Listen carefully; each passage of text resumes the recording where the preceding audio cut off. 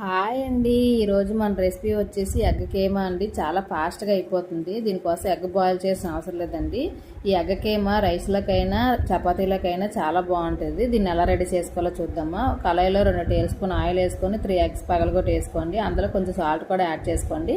ఇది చిన్నగా ఉప్పులాగా రెడీ చేసుకోండి. ఇది కొంచెం ఫ్రై అయిన తర్వాత తీసి పక్కన పెట్టుకోండి. అదే ప్యాన్లోనే 2 టేబుల్ స్పూన్ ఆయిల్ యాడ్ చేసుకొని సన్నగా కట్ చేసుకున్న పచ్చిమిర్చి, అల్లము, ఎల్లుల్లిపాయ, ఆనియన్స్ కూడా యాడ్ చేసుకొని కొంచెం ఫ్రై అయ్యండి. ఫ్రై అయిన తర్వాత అందులో కొంచెం సాల్ట్, పసుపు కూడా యాడ్ చేసి ఫ్రై అయిన తర్వాత ఇంట్లో ఉన్న గరం మసాలాన్ని యాడ్ చేసుకోండి. ఇందులోనే మటన్ గరం మసాలా యాడ్ చేసుకుంటే టేస్ట్ బాగుంటుంది. అది కూడా యాడ్ చేసుకోండి. దాని తర్వాత టమాటా పేస్ట్ కూడా యాడ్ చేసి కొంచెం వాటర్ వేసి 5 నిమిషాలు మగ్గనివ్వండి.